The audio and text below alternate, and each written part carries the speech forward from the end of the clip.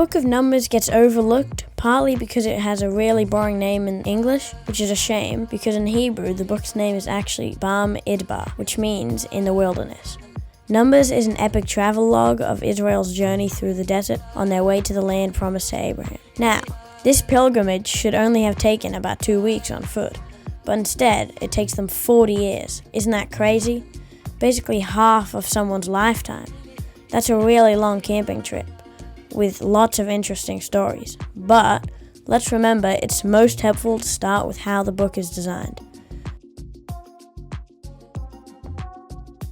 So, the book is broken up into 5 sections. There are 3 different wilderness locations, broken up by 2 road trips that link it all together.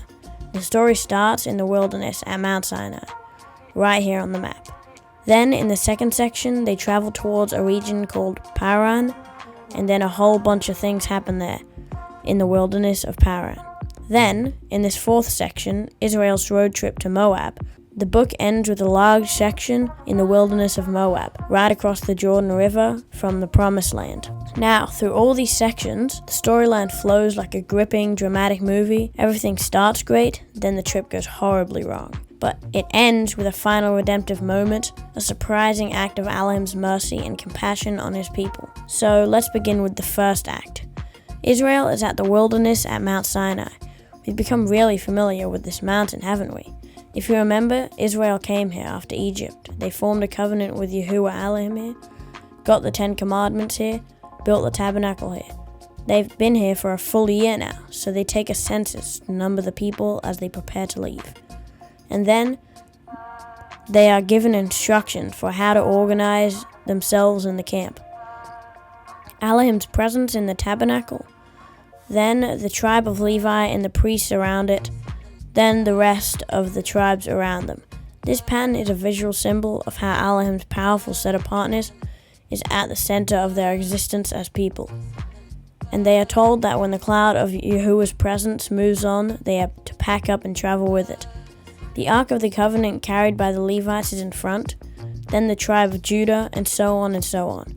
This order is also a symbol of how Elohim's powerful set-apart presence is their leader and guide. So we begin the second section of this book with enthusiasm as they leave with the Sinai wilderness and travel up to Paran. Elohim is with them, everything is organized, everything is going to be great, but it's not great. After just 3 days on the road, the people start complaining about their hunger and thirst, and even Moses' brother and sister start bad-mouthing him in front of everyone. Not a great start, eh? But now we're in the 3rd section, the wilderness of Paran. This is where they send 12 spies to scout out the promised land. And 2 of the spies come back really optimistic, but the other 10 are so freaked out. They don't trust Yahuah and say, we're going to get annihilated. So they start a mutiny, and they try to appoint a new leader who will take them back to Egypt.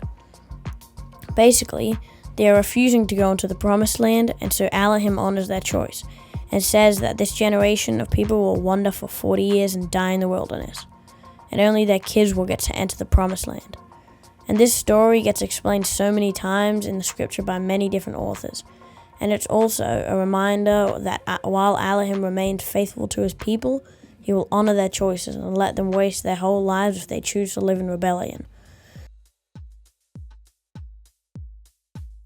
So this trip's been a disaster so far, and it gets even worse in this 4th section as they travel to Moab. Even Moses has a moment of rebellion and is disqualified from entering the promised land. There's another rebellion among the people, which results in a snake attack. And what makes all these rebellions even worse is that every step of the way, Yahuwah has been providing everything they need supernaturally. He offers forgiveness, he provides them food, water, and even this crazy stuff called manna. But in spite of this, they whinge and complain and say they wish they had died in Egypt. Wouldn't you give up on these guys if you were Yahuwah? I'm sure you would. I would, but that's what makes this story in the final section so surprising. Israel just arrived in Moab. Balak, the king of Moab, is freaked out that this huge band of people are traveling through his land. So he hires this pagan sorcerer named Balaam to pronounce curses on them. So this dude means business. Balaam says, I'll pray to the Hebrew Elohim and we'll see what happens. and 3 different times he attempts to curse Israel, but each time he finds he can only utter blessings. Most surprising is the last blessing, in which he prophesies that out of Israel will arise a victorious king, and this king is somehow connected to Elohim's promise to Abraham to bless all nations through his family. So, here is Israel rebelling down in the camp, totally unaware that up in the hills, Elohim is protecting and blessing them. So the book ends here in Moab. They are ready to go into the promised land. They count everyone up again like at the beginning, as they leave behind the old generation, including Moses. But before they leave, Moses leaves them his last words of warning and wisdom. And that speech is what the next book, Deuteronomy, is all about. I kept dreaming of a world I thought I'd never see. And then, one day, I got in.